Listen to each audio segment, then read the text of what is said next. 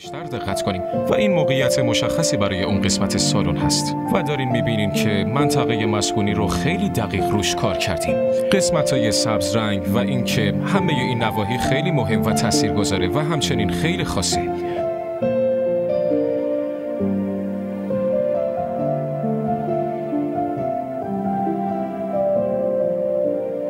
بله، همونطور که میگفتم قسمت‌های سبز رنگ و اینکه همه این نواحی خیلی مهم و تاثیرگذاره و همونطور که میگفتم این نواحی برای ما خیلی خیلی مهمه چون هممون تلاش کردیم. خب همونطور که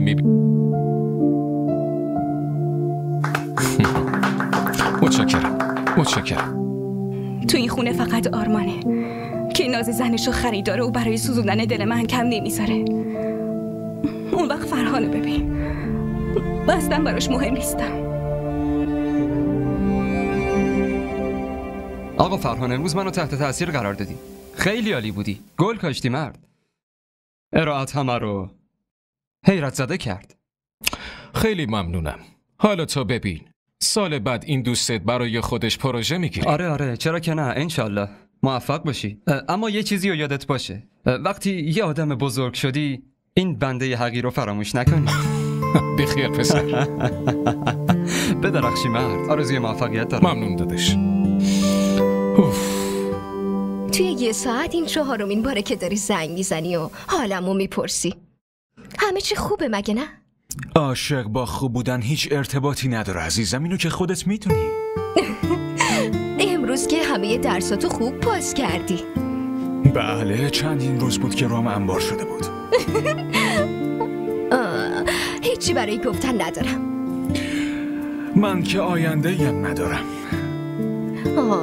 باشه، خب بگو این بار واسه چی زنگ زدی؟ که به تبریک بگم. تبریک؟ مگه صبح تبریک نگفتی؟ صبح تبریک گفتم، فراموش کردم. بله. راستی گوش کن، شب اون ساری آبی رنگ تو بپوش و حاضر شو لطفاً. کدوم ساری آبی؟ تو تا الان برای من 10 تا لباس آبی گرفتی، کدوم یکیشو بپوشم؟ همون ساری آبی رنگی که برات از دبی آوردمش دیگه. راستش میدونیم عزیزم، لباسای رنگ آبی خیلی بهت میاد، لطفاً. آها اون، باشه. بله بانو. اول بیرون میریم شام میخوریم، بعدش میبرمت با هم فیلم میبینیم. هرچی آقا دستور بدن. حالا قطع کنم تا بتونم برای شب آماده بشم؟ اجازه داری؟ خداحافظ.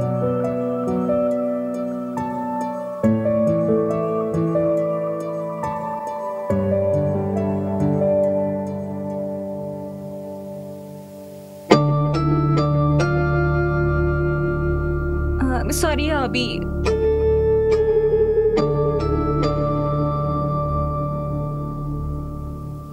دنبال چی میگردین مامان؟ من داروهای فشار خونم رو اینجا گذاشته بودم، نمیدونم کجا. سرم داره از دست میترکه، احتمالا فشار خونم بالا رفته دختر. شما کجا میتونین پیدا کنین؟ تارا خانم امروز اتاقتون رو تمیز کرد، حتما اون یه جایی گذاشته. خاله شما بشینید، من میرم ازش بپرسم. وای سرم خیلی درد میکنه، نمیدونم فشار خونم الان چقدر بالا رفته باشه. الان برمیگردم خاله.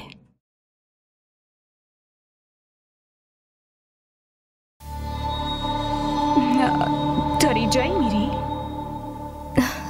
خب آرمان زنگ زده بود، میگفت که برای شب حاضر باش. مگه امروز روز خاصیه؟ امروز سالگرد ازدواجمونه دیگه. اونم میگفت هم برای شام بریم بیرون هم بریم فیلم ببینیم. این که خیلی خوبه. از خاله اجازه گرفتی؟ آره، این ساری رو الان اتو بزنم، بعدش میرم ازشون اجازه بگیرم. ای بابا چه نیازیه بپرسی؟ تصمیم شما زن و شوهره، هر کاری رو که نمیشه از مادر شوهر بپرسی. مادر بزرگ که مخالفت نمیکنه، در ضمن بزرگمونه، باید ازش اجازه بگیریم مگه نه؟ اینم حرفیه. من دارم اتاقشون میرم، از قول تو هم اجازه میگیرم. تو برو راحت باش. خیلی ممنون، شما خیلی خوبی. راستش خاله داره دنبال داروی فشار خونش میگرده، تو اونو جایی نذاشتی؟ آره، موقع تمیزکاری اونو گذاشتم توی آشپزخونه، اصلا فراموش کردم برش دارم.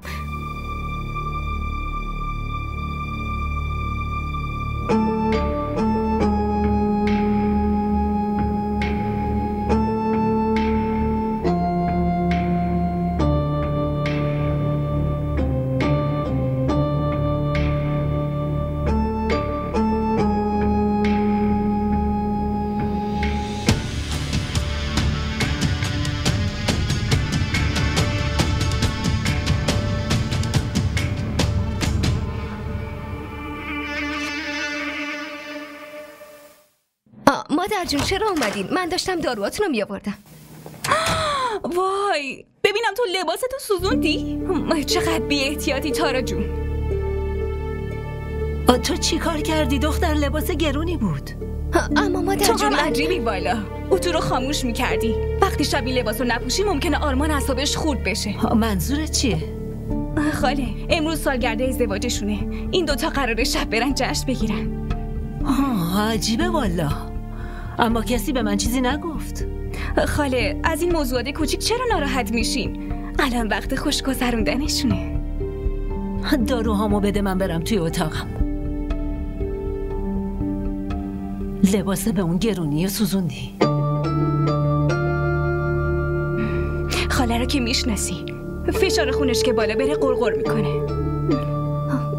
اما من اینو نمیفهمم. خودم اتو رو خاموش کردم و رفتم. قشنگ یادمه. اما چطوری سوخت؟ ولش کن دیگه. حالا 100 تا لباس دیگه داری، اونا رو بپوش. تو هر لباسی بهت میاد.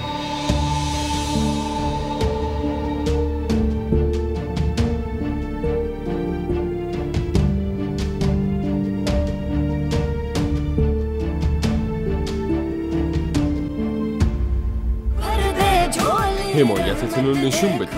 لایک و اشتراک گذاری فراموش نشه.